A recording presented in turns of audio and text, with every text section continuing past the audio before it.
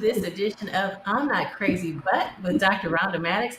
I'm Dr. Rhonda Mattox. Today, we are talking about Black women and all of our glory.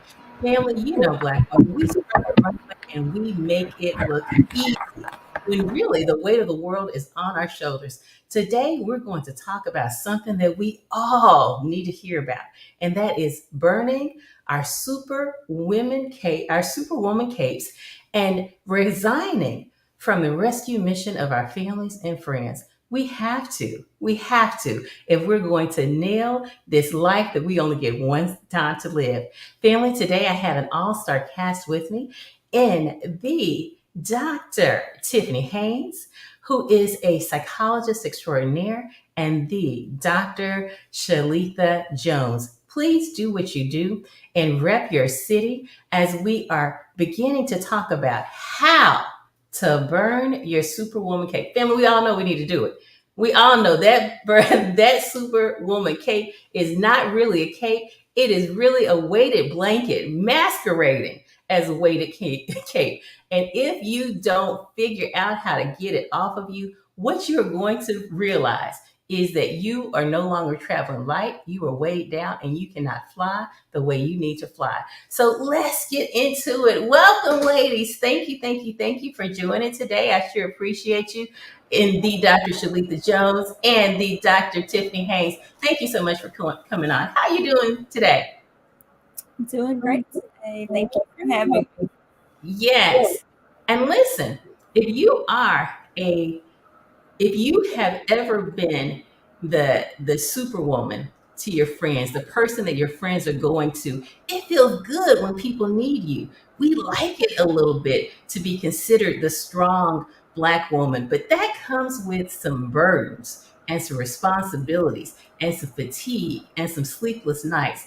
Let's get it started by talking about who the Black superwoman is and what she looks like. So, family, what does the Black superwoman look like in the community? I feel like she looks like the woman who's kind of doing it all, the one that people look at and it's like, oh, she really has her stuff together. She has the model family, the nice job. She's doing this and that in the community.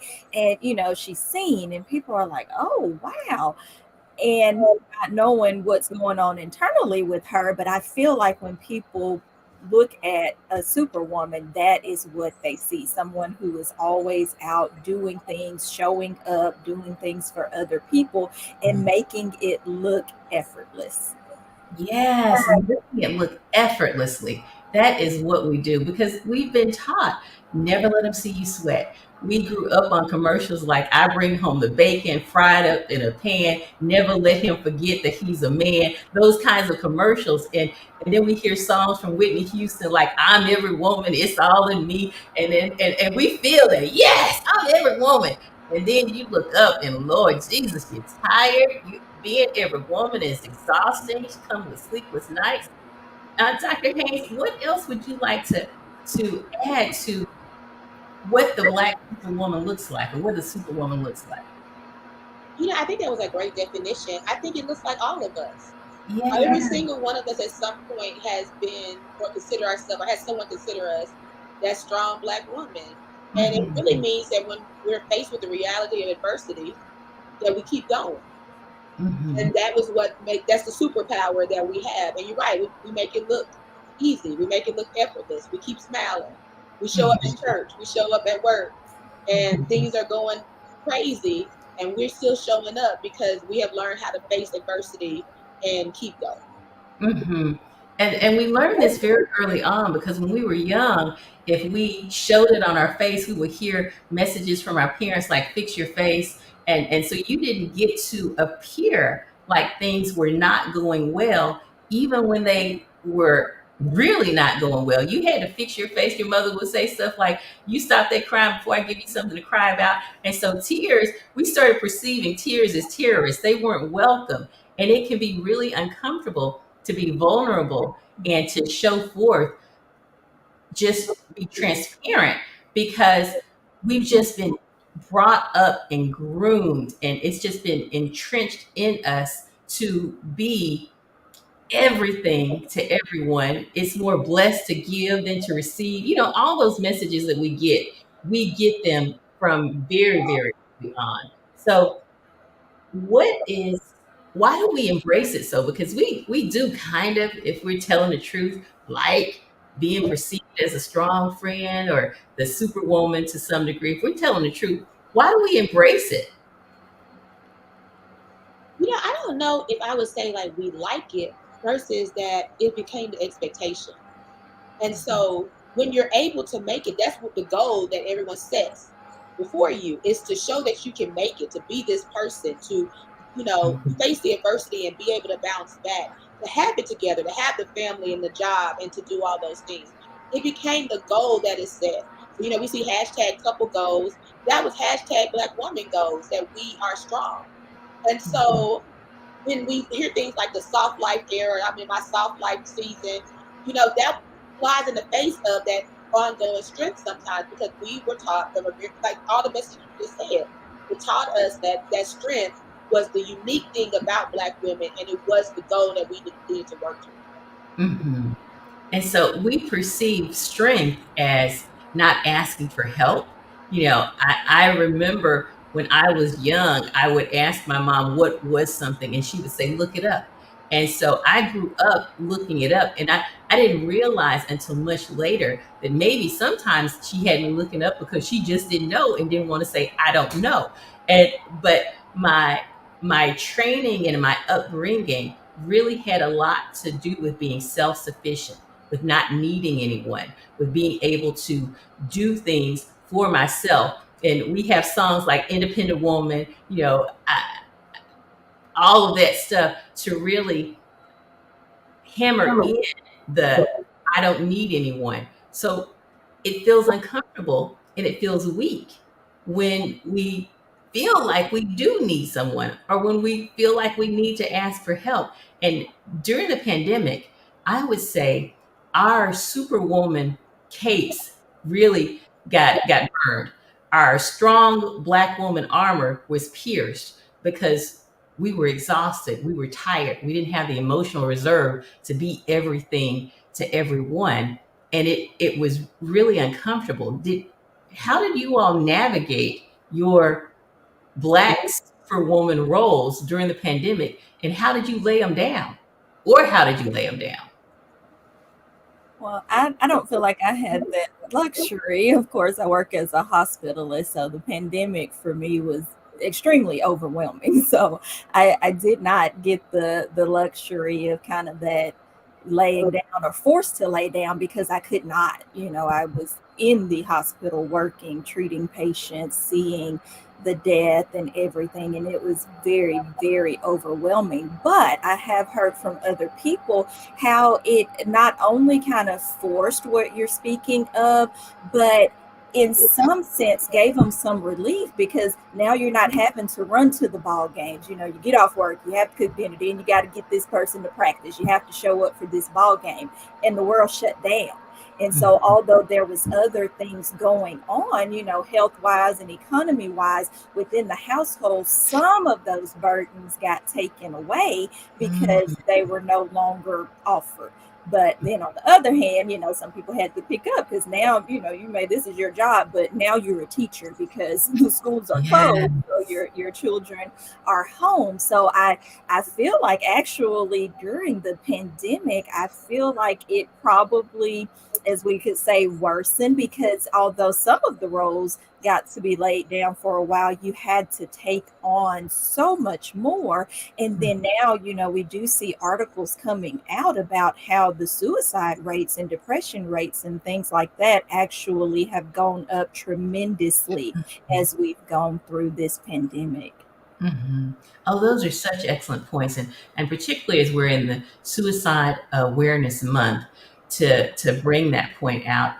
A part of it was that during the pandemic, clinics closed. So many of the mental health clinics closed. I was telehealth, so clinics closed, and people who were doing substance use, who had been sober, many of them, I don't want to say fell off the wagon, but lost their sobriety and begin to do that again. And so there were a whole lot of stressors that added on a whole lot of other burdens. Dr. Haynes, anything else you want to add? I think when Dr. Jones was talking, she said you have to lay down some roles.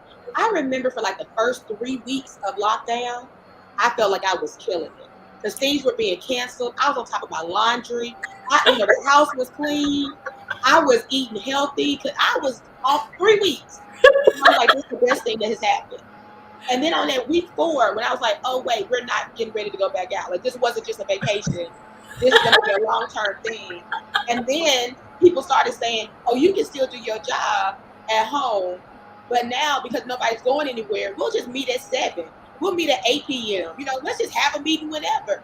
And I realized I'm sitting at the computer for 12 hours. I'm not seeing anybody. I'm not doing these things. And so in the pandemic, I realized with some of these roles that you know what? I have been being a strong Black woman, and it was a survival thing for a long time, because the reality is that we don't always get the support. We don't always get somebody helping us. Sometimes you do have to be the one that does it. And so we learn how to do these things to survive. But there comes a point when it's no longer serving you. And I feel like in the pandemic, I reached points where I was like, these things that used to work for me are no longer serving me in this season. I can't be your unofficial therapist and do my job and take care of myself in the pandemic. Say that one more time for the people in the back. But because we have this skill set, so people come to you like unofficially for mentorship that's really therapy, or they do all these other things. And I was like, you know what? I can't do it. I have to lay down some of this because it's no longer serving me. I'm hurting me trying to. What did they say? Like when you set yourself on fire to keep other people warm. I felt like that was what was going on. And during the pandemic, it became painfully clear that because I was in a crisis, because the pandemic was a crisis for all of us. Yes. Because that armor that I had picked up to be the superwoman was no longer serving me. Absolutely. And family, our Facebook chat is lighting up. Let me just welcome all of them. Dr. Alexis, we miss you. We're glad you're here. Look, she said when we talked about that armor, she said it wasn't really armor, it was a mask. Listen, we're going to circle back and talk about that piece right there. But let me acknowledge a couple of other things that were said. Sharma Janae said, raising 2 daughters, she taught them that mommies don't have days off. Lord Jesus, I don't know if I've heard anything truer. We have to still do things no matter how we feel. And listen, that whole, you got 3 weeks off, honey, they shut that school down. And I don't know 5th grade math, family. I just need you to understand. They don't teach you the way. I didn't know that. My husband has a PhD. I have an MD. We don't know 5th grade math though. So I don't know how people are teaching their kids. That became a problem for me. We also have Bethany Williams says, sometimes we have no choice to be strong in situations because there is no help or no one willing to help. And Bethany, listen, I wish that we would lay down the strong versus weak stuff that we have in our heads, because sometimes the strongest thing that you can do is to say, there's no more room in the inn. And yeah, when you're a single mom, you're right. You got to keep it moving. And sometimes those babies are eating cereal. But listen, family, we do ourselves a disservice when we use words like strong and weak, because the opposite of strong is, I don't know. Is it vulnerability? Is it weakness? Why why do we put that on ourselves? And we put those labels on ourselves too. You know what I mean? Yeah. All right, let me open that up. Let's talk about strong and weak, because I really believe that does something to our psyche.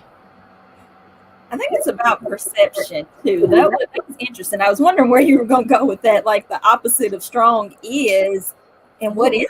I think it's about perception and how we see ourselves and just situations that we in. Do we think that if we're not strong, that means we're weak, or are we just vulnerable, or what actually is it? And it's, of course, the terminology. And like you said, we I think now more so, we as Black women are trying to get away from this strong word, because when people, they see strong and they're like, oh, you got it. You don't need any help. You don't need You don't need any help.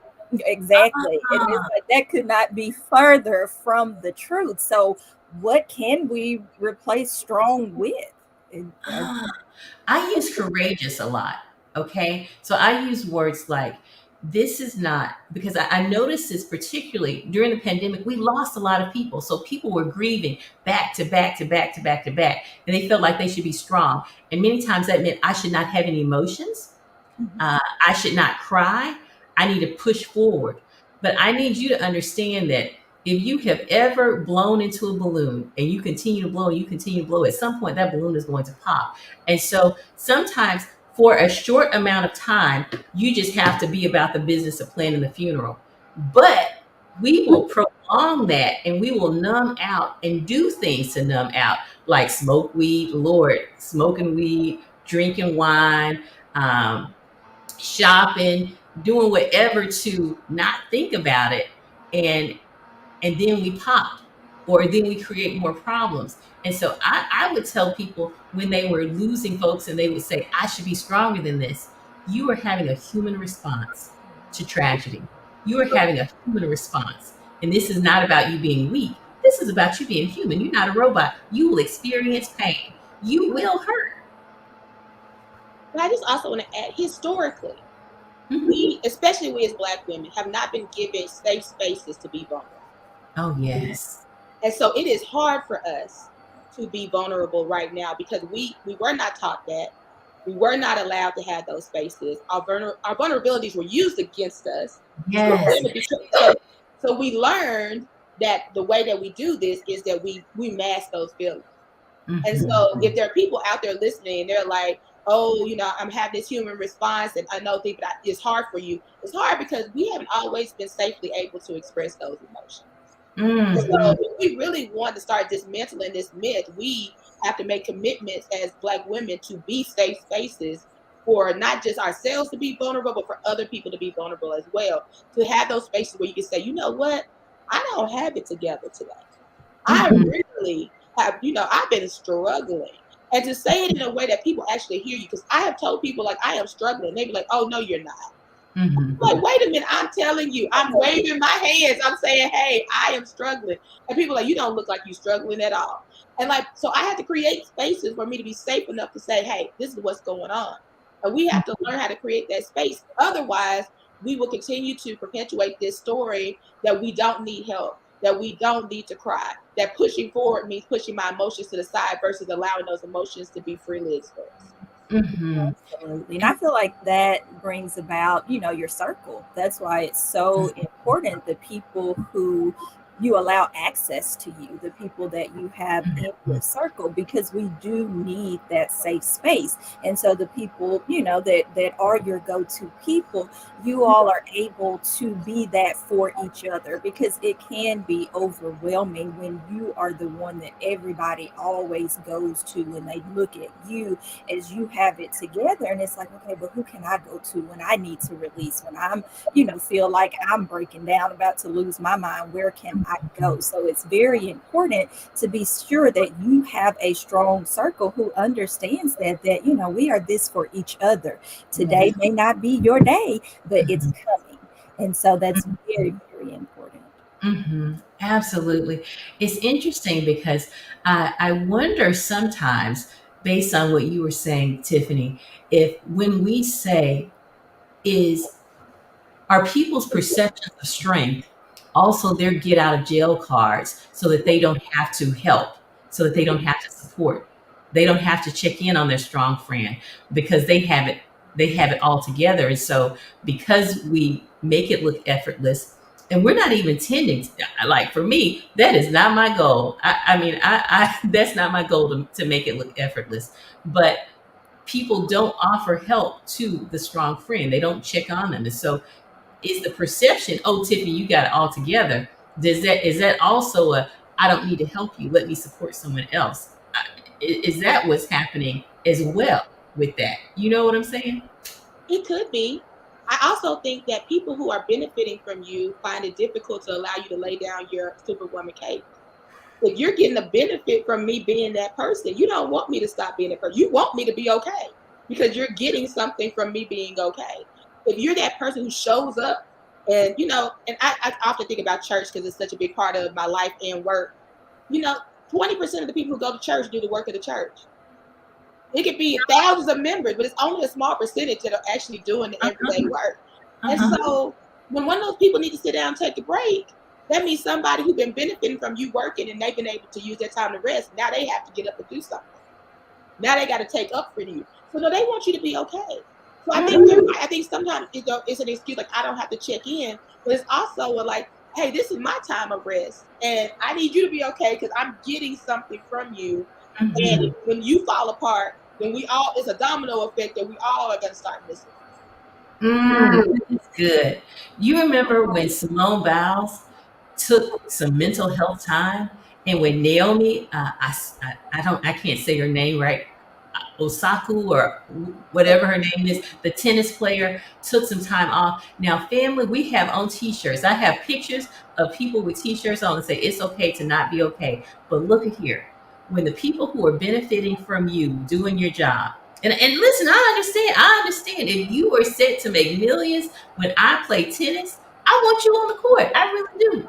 However, understand that the response to what the track star whose mother had died, who was caught smoking weed, right, was different from the youth who got caught with sports enhancing agents in her. It was, well, if we reprimand her, then that's going to impact her mental health. And so, what happens when black women, I'm going to say black women because as my producer would say, I've been black all my life.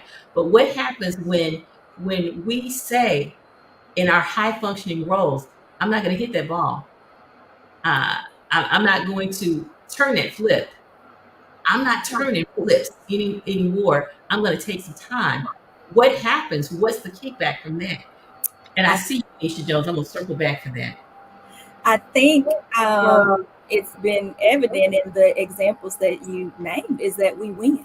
When you take now the world or people who are depending on you, they may feel like they're in chaos, but when you take that time and that mental break that you need, you win because Simone Biles, the oldest that 27 to win the women's all around. She took that break and she came back and she dominated. Mhm. Sha'Carri Richardson, she took that break and she came back and she won the gold. She took the break that she needed. And instead of letting society hound them, no, you have to do this, you have to continue showing up, they were strong enough to say, no, I do not. I need to take this break from me. And when they did, and when they chose that it was time for them to come back, they came back and they dominated. And so I think that that should be encouragement for all of us that one, we have to listen to our bodies, listen to what your body is telling you, because it's going to tell you when you need a break.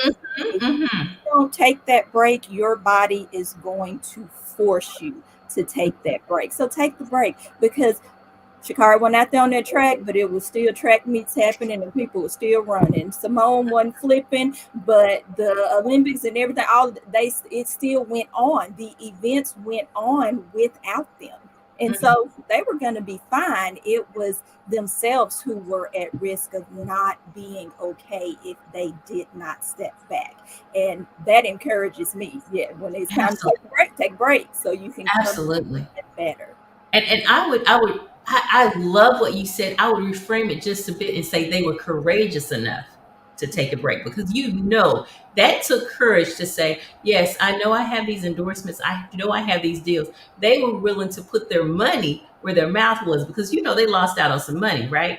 One of the things I will say, as I think Sharma and different ones talked about your circle, Dr. Jones, you and Dr. Haynes talked about your circle. One of the things that Tiffany did during the pandemic was that Tiffany convened 4 women.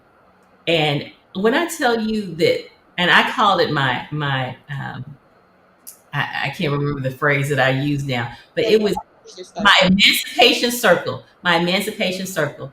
None of us were friends at the time. We knew each other loosely, but you had 2 psychologists, 1 psychiatrist, and 1 person who was PhD. and we would come together. And she tricked us. She said we would come together to do a podcast. And so we were doing Sweet Tea and Lemonade, a podcast that we were doing at the time. But when I tell you our first months during that podcast, there was weeping, there was love, there was celebration.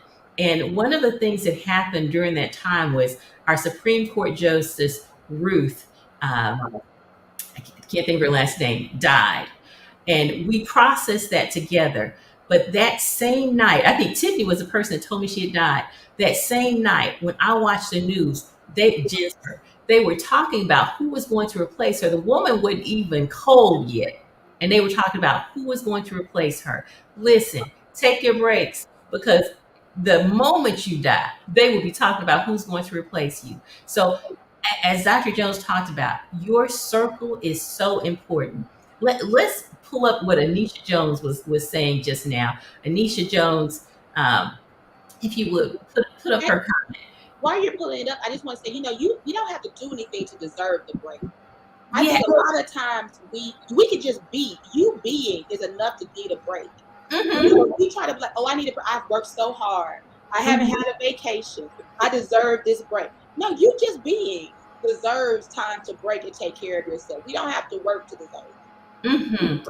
And what Anisha Jones said was, put it back up one more time. You have to listen to your body before it sits you down. You can rest voluntarily or involuntarily. And family, I was doing a talk to the health department on insomnia. Stayed up all night working on those slides.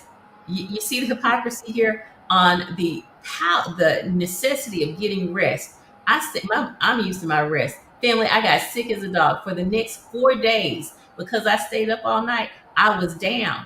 If you don't listen to your body, the sensations in your body, the headache, the stomach ache, the whatever, you will wake up with migraine headaches. You will wake up with the flu. You will wake up with COVID because your system is compromised. Family, the risk. Let's pivot to the risk of being superwoman, because the risks are detrimental to our health. That is why we are leading the nation in cardiovascular deaths as Black women. That is why, the cancer, we're immunocompromised, and it just leads to so many other things, obesity, all of that. Accumulated stress opens the door to a multitude of health issues. And listen, if you were just tuning in, let me tell you what we're talking about. We're talking about burning the superwoman cake, giving it its walk-in papers. We're talking about resigning from the rescue missions that you've been serving on. You are not their savior. Hand them over to the Lord. We're talking about that and so much more. So yes. So let's pivot just a little bit. We like we like the perception sometimes of being strong, particularly when we nailing it. But what are some of the risks of the burden of the superwoman cape? Yes, Taisha. Yes, you can do so much, and when you can't do those things anymore, who's going to do it? Or that question is almost instant. Yes, it is. And here's the thing: there's only one of you. There's only one of you, just one. And when you're down, when you're out, you see how the cow eat the grass.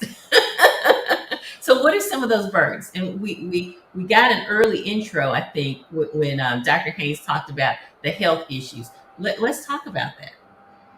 Absolutely. I have so many people, they hear stress to kill you, and they've heard it throughout their lives, and they think it's just a saying, but as they can see from the things that were placed on the screen, no, it can.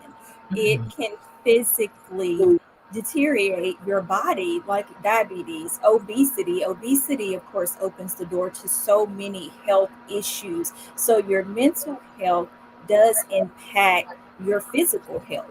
And so when we are thinking, oh, taking a break, getting enough sleep, these things are proven in research. Your body needs these things. You cannot continue to function and just kind of throw your health and your mental health and well-being to the wayside, because all of those things will show up in your physical health. And so absolutely, yes, stress can kill you. may not be directly, but indirectly, it all plays a role together. Hmm. And it's like that stress is releasing poison into your body.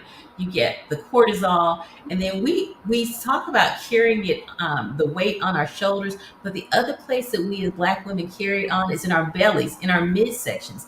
Cortisol, it helps to release those chemicals in our body that causes fat to accumulate around our bellies, and that is some of the most dangerous place for us to carry our weight is around our bellies.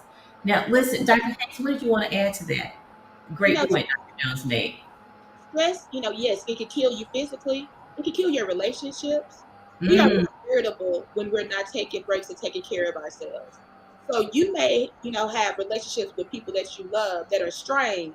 And part of it is because you are more irritable because you're not taking care of yourself. It can hurt mhm. your productivity. We want to be strong, we want to be able to handle all these things, but the stress from juggling all the balls sometimes means that we drop it when we don't take a time to step back and put those balls down. Then we find that we drop them and they all over the place. And so we're not being as productive. We're not our best self. And so when Mhm, we're talking about what's the cost of being superwoman, it's costing us our health, it's costing us our relationships with others, it's costing us our rest, it's costing us our mental health, and it's costing us our ability to fulfill our purpose and do the things that we want to do here. Absolutely. I saw the comment by Sharma Janae talking about asking to take a leave of absence. One of the things, all right, like Dr. Hendricks, one of the things is that when it is time, I have found for me that asking is not the best strategy for me. I remember putting in a leave while I was working in academia, and the leave was not. And and now I was I'm going to be delicate here because I'm coming from a place of privilege, but I wasn't going whether the leave was approved or denied. I had decided. Now, what I will say to you is with leave of absences, you can work with a mental health provider, and when they say that they are encouraging you to take this leave, that depending on the way they frame it, it has to be honored. Okay, so talking about the request is one thing, but having your doctor submit something for you is another. The belly is a beast. Weight gain, stress, taking care of everyone, but you can cause conflicts in relationship. It's okay to lay the cat down. Listen, at taking care of everything. Thank you, Shiny Flower, for bringing that because that's one of the things we do, family. One of our sayings is, "I got you." Family. Sometimes you gotta have you. Okay. Now I know that we grow up here. It is more blessed to give than to receive, and to whom much has been given, much is required. I understand. Uh, I, my family's in ministry. I understand that, but let me just tell you, there were some times, and I'm gonna say this for the people on the feed who love the Lord. I love the Lord too, but there were some times when Jesus stole away. There were some times when he went away, just him and his inner circle. There were some times when he didn't go away with anybody. He went away, and you have to. That is why there was a thing in three religious traditions. There was something called Sabbath rest, and in those traditions, in those times, if you violated Sabbath rest, you died. Okay, and I really I can't tell you why that was put in place, but what I can tell you was that it was a little, it hindered to the fact that if you adhere to this hustle and grind mentality and do not take a break, a Sabbath rest, that you will die. It was just it was a hinting towards that. I don't have anybody's doctor or divinity or anything, but I'm just telling you all in the faith tradition who because of guilt will let people manipulate you into saying yes when you know good doggone well you need to say no because you're too tired and there's no room in the end. That you need to understand that you can take Sabbath rest and you can take a sabbatical from church, from work, from whatever. What's holding you back is finances, but you can do it. Absolutely. And I Find a different job. Carry on. Yeah, not too long ago, I cannot remember what state it was, but there was a state who actually was implementing like mental health days. You know, you have sick, some jobs have so many days of sick days and this, but they actually put in mental health days. And then in other countries, they talk about how it is so it's ingrained that you take these leaves. In some places they shut down for like an hour or two, like 2-3 hours in the middle of the day. Everything shuts down, businesses are closed. Like, no. And we need to start adapting that more. And there was a question that was just put up about feeding our ego and do we like to feel needed. And I think that brings in the self accountability, because Mm, you're saying people always see you as that strong person, and they don't feel like you need help. How much of that do we bring on ourselves? Because if mm, we start telling people no, or showing that vulnerability, then we won't be expected to always be that strong person. So sometimes we have to look within ourselves, and why am I doing this to me? No, let me be honest with them. No, I cannot do this. No, I will not do this. Instead of taking everything on, because when you do that, people expect that you always can. So we have to take self accountability and say, some of this may be me. And mm, I think we also have to get to know us, because mm, sometimes we start identifying with being that person, and that's who we believe we are. Like, oh, I am that person who always has it together. I am that person who helps everyone. And we don't really get to know who we are outside of that. So like we don't know that, yeah, I like naps. Because we've never allowed ourselves to take it, because we've always said we gotta be on. We gotta be the one that keeps going. We gotta be able to learn who we are, and not just and accept who we are, and then realize that who we are, regardless of what I do, is enough. I am enough and I am worthy because I am who I am. Not because I have helped, not because I have worked hard, not because I've done all that. I'm enough all by myself. And so when we really start doing that inner work of getting to know who we are, getting to like and accept who we are, then we're able to kind of tear away from that identity that always comes from the external validation of other people telling mm. us who we are. You're the one that shows up. You're the one that's reliable. You're the dependable one in the family. You're the one who made it. So you got to help the rest of us that didn't make it. When you're able to really look inside and say, who am I outside of that? Then we're able to say we are enough, and we can break away from that identity of being strong black women. Oh, there was so much good stuff in there. I don't even know where to start, right? You are enough, not because of what you're doing. You're not, we are human beings, not human doings. And so you are enough. But then you added something. Because you made it, you have to be the one to help. And listen, I've been on the end to where I was looking at the people who made it, saying, yeah, you needed help. And now I'm the person that folks are looking at, and it's exhausting. It is absolutely, utterly exhausting. How do you become? Look, how did we can say this, but let's talk about strategy. How do you navigate that? How do you do it? Well, I have not done it. I am doing it. So I'm in the process of doing it, right? Me Um, too. so I'm taking this. You know what? I tell myself that all the time is I am enough, because I work at a job where there's a lot of external validation. You have to submit papers, you have to submit grants, you have to teach. A lot of evaluation, and it's a lot of awards and things that come with you doing your job well. And I have to tell myself that, you know what, whether or not I get the paper submitted, whether or not I get the new grant, whether or not I do these things, I'm still enough. I'm still walking in my purpose. I'm still making that impact. That is a mantra, affirmation that I have to tell myself almost daily. I Mhm. also have learned that I cannot answer you right away. If you ask me to do something, I have to give myself time to process and really be able to say, I can't say no off the cuff. I have some friends who their first answer is no, and then they come back and say yes. My first answer is yes, and then it takes me where, well, I said yes, so now I can't say no because I said yes, and I said I could do it. So I have to say, you know what, let me think about it and get back to you. Mm. And then I I have to go and I have to pray and I have to look and I have to talk and I have to remind myself with my mantra. You don't need to do this to prove to anybody else that you are worthy. You are already worthy because you are who you are. So I have to Mhm. remind myself that, and then it gives me a little bit more courage, to be able to say, actually, no, I'm going to say no to that. I'm not going to do that this time. And so Mhm. that's the things that I've been working on how to get to that place to where I'm like, I can fully lay down this cape and be comfortable. Because I Yeah. keep going back and picking it up. So I'm trying to, lay it down and do that piece. Yeah. Now, family, that was finger looking good.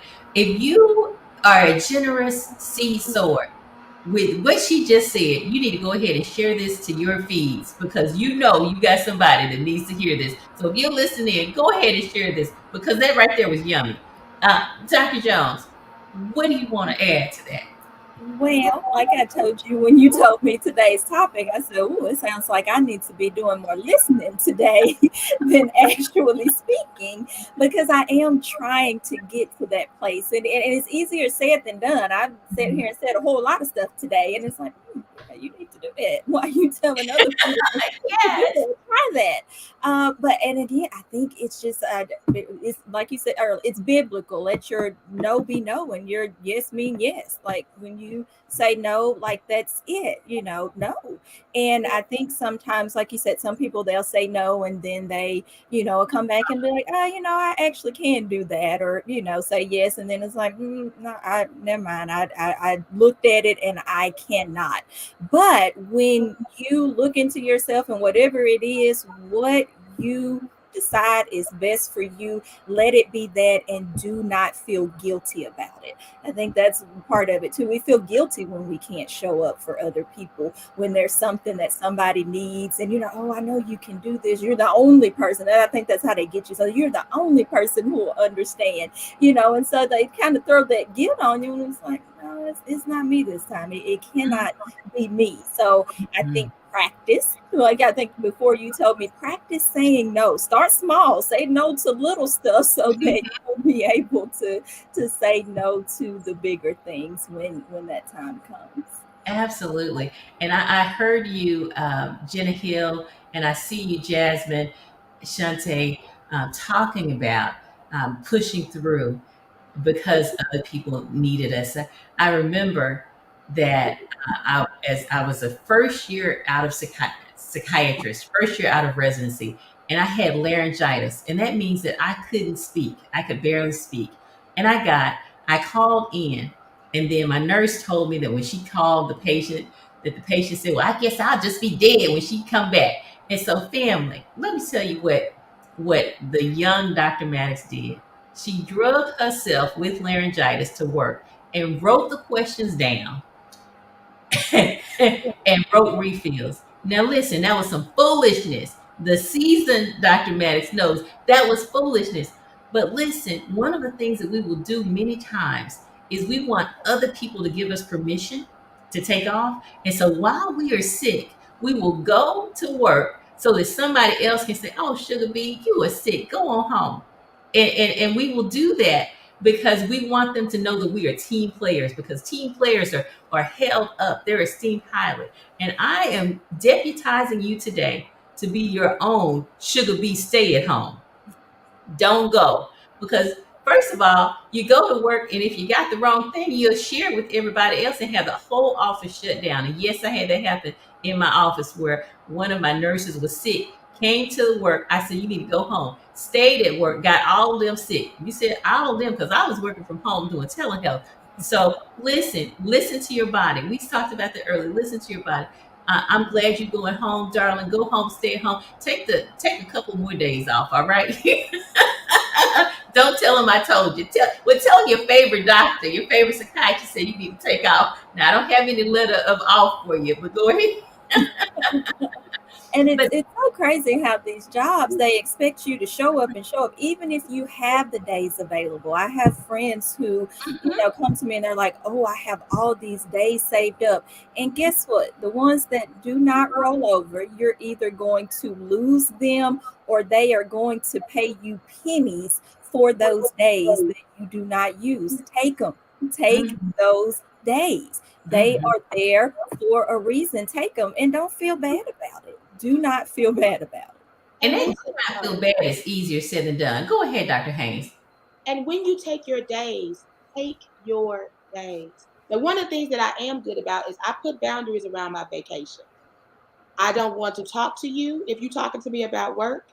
I don't want to see you on my email. I'm not going to even check it. My out of office says I do not have access to email for however many days. Take your days and treat them as sacred.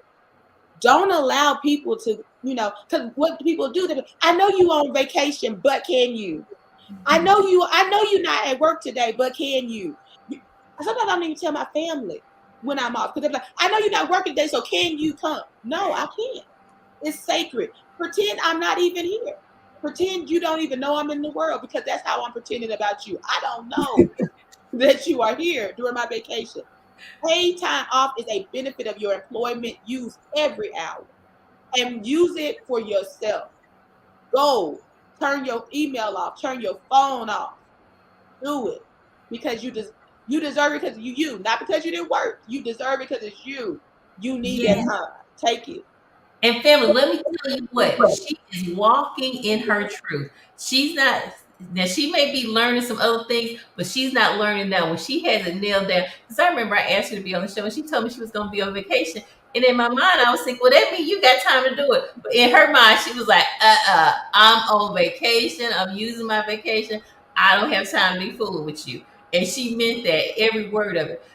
Jasmine said, I'm like everybody at my job when I go on vacation because that's when they're needing the most. Jasmine, I want you to know you will certainly tell the truth. I just left work and they are already calling me. Turn that Baby, phone off. turn your phone off. You know, I mean, if you're not a doctor or a lawyer, go ahead and wait a minute. Let me not say that. Let me just say, if it were me, I might consider turning my phone off because Jasmine, I don't have no money to contribute to your fund if anything goes down. Okay, Bethany, I love that you've learned how to disconnect. Yes, family, we get it. And I will say, before I came on, I had someone ask me if I would write a letter of recommendation for them. And I was thinking to myself, you don't have time for that. But I asked a follow up question: when is it due? And they said tomorrow at 5. And I said, Sugar B, go ahead and get somebody else because I'm running on high alert right now. I got stuff. I don't.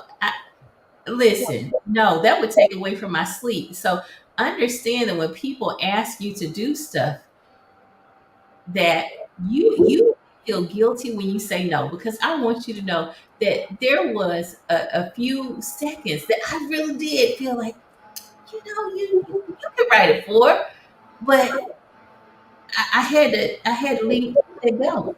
And so people will ask you to do stuff at the last minute. And if you say yes, understand that you are training them to continue to ask you to do last minute stuff. And so my go-to is not yes. My go-to is no, or let me think about it and get back with you. No, or let me think about it and get back with you.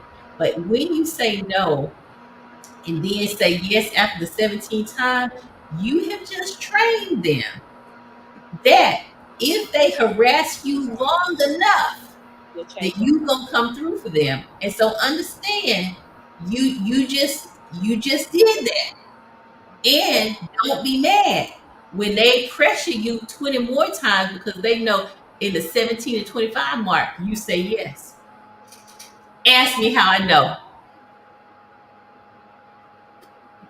All right, ladies, we're nearing the end of the show. Let's see if let me check in with our audience. And I just want you to know there is no better um, fan base than the folks that we're working with, because you guys are the bum diggity. You have been really, really active. Replace that no. Oh, Jasmine, I want you to know that we are sisters. She said, replace that no with a nope, nah, I'm not available, and stand your ground. Listen, this needs to be somebody's password. Nope, nah, Make this your password. Make it your password. Anisha Jones said, oh, that's what I'm talking about, Anisha. Your self created emergency is not my problem. And my husband loves to say, your lack of planning does not constitute an emergency on my part. Yes, ma'am. Yes, ma'am. I'm feeling this. Mental health is real. Don't answer that phone, disconnect. That's what somebody told Jasmine, I think, or Janet. That listen, Janet, Hill, look in the chat because these ladies are they are supporting you. They got your back. I don't think they gonna fund your GoFundMe page, so I don't know. But I'm just saying. All right. Now, yes, yes, yes. All right, ladies, as we are wrapping up, what do you what did you want to say that you didn't get a chance to say? I'm gonna give you the opportunity to say it now.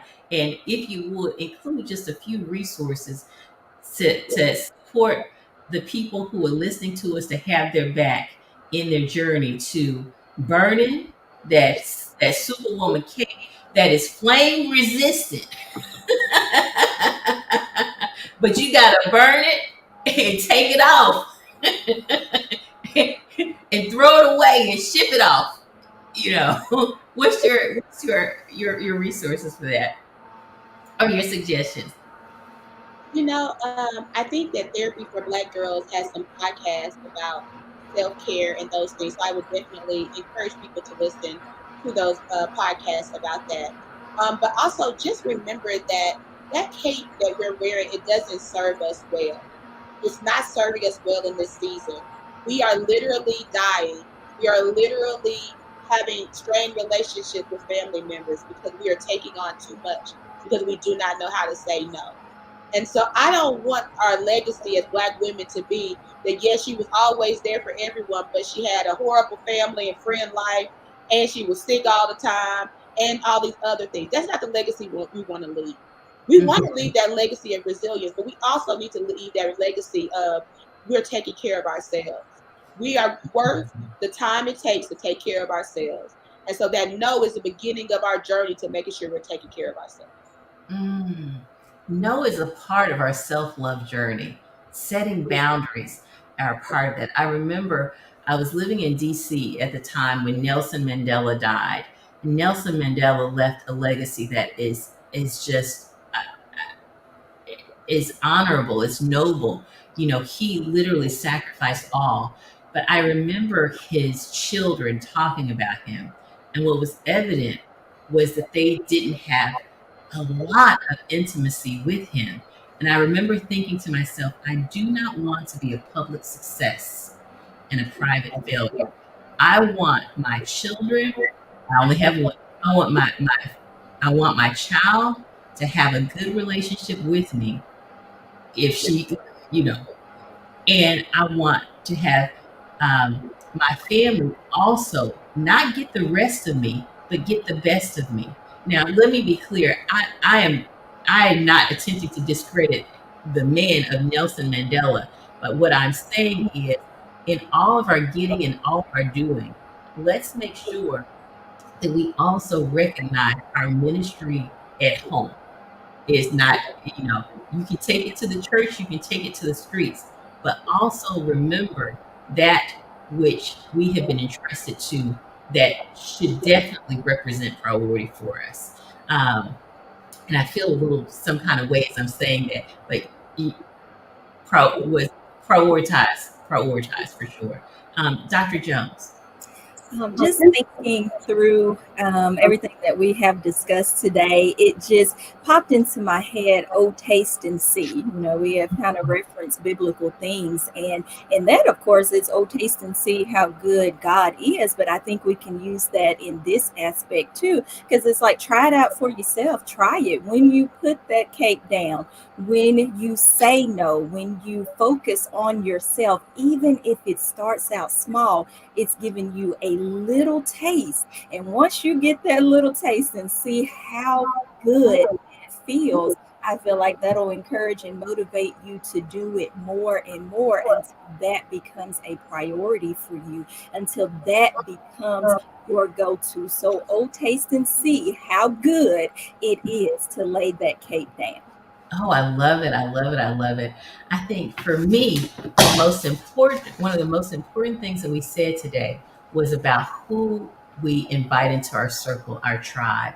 My tribe looked different than what I thought it was going to look during the pandemic. When I tell you Dr. Haynes, Dr. Holmes, Dr. Nikita, those ladies, my emancipation circle, who I just can't tell you what a blessing they were to have a safe place to cry, to worship, to share what that did for me. I had no idea the power of being able to be vulnerable in a safe place. When you are in ministry, when you're in mental health, people say stuff to you that really is condescending. You a psychiatrist, you ought to know better. You're a physician, you ought to know better. You're a preacher, you ought to know better. And they act like because of the role that you're served, you're supposed to be some perfect superhuman hero. And then we adapt and we embrace that and incorporate it, and then we get guilted into doing stuff that's not good for us. Do not let anybody manipulate you. You check your circle. And if your circle is condescending and you leave that circle feeling worse than when you came, darling, it's time to reevaluate your circle. I don't care if it's family or friends that you have 40 years with. When you start leaving your circles feeling worse than when you went there, when you start leaving your circles with self-doubt and fear, it is time to reevaluate your circle. And if you don't know how to do it, I'm gonna tell you two places that helped me use my voice more. The first place was therapy. I needed therapy. Therapy was good for my soul. It was good for my life. If I didn't get therapy, I wouldn't be here with you today. The other is Toastmasters. And I'm gonna tell you, I know this sounds crazy. Toastmasters does something called evaluation. And that is when you deliver uncomfortable conversations, uncomfortable feedback. We've been taught if you can't say anything nice, don't say anything at all. Toastmasters tells you give people feedback. Start with you excelled at, make your observations about a couple of areas they can grow in, and end by motivating them and encouraging them to do better. That is where I learned how to have uncomfortable conversations with that evaluation method. Now I know some of the people who look say, I knew she was gonna squeeze in Toastmasters, but family, if you can learn how to say what needs to be said, even with your knees shaking, even with your voice quivering, even with your stomach with butterflies, you will not have all these stomach issues and migraine headaches and high blood pressure that you carrying from tucking things away, not saying what needs to be said, letting these folks walk over you. So figure out how to use your voice, and you can do that in therapy. That's my number one right there. But also using some of these communication organizations like Toastmasters so that you can develop your voice is everything. Listen, oh, ladies, this was finger licking good. Audience, you have been absolutely amazing. I love y'all. I'm just giving y'all a big hug right now for showing up and for participating. Listen, if you love your friends, go ahead and share this because you know as well as I do that it's at least one person on your timeline that needs to hear this. And if you can't think of anybody, it's because you're too tired and you the person that need to hear it. Okay. I love you. I love you. I love you. Thank you, ladies, for giving of your time. I know that their time costs $300 an hour, probably on the regular. You just got uh, uh, their time for absolutely no cost to you, but for to a great cost to them. So leave them some kudos and some thanks, and follow Sweet Tea and Lemonade, and follow Chat with Dr. Sean. And afterwards, they'll drop in the comments how you can follow them if you want to connect with them more, hear the wisdom that they share frequently. And as always, tune in every Thursday, 11 a.m. to 12 p.m. Central Standard Time, 12 to 1 Eastern Time, to I'm Not Crazy, but dot, dot, dot. And family, we won't think you're crazy over here. We'll just think you're human. Bye bye.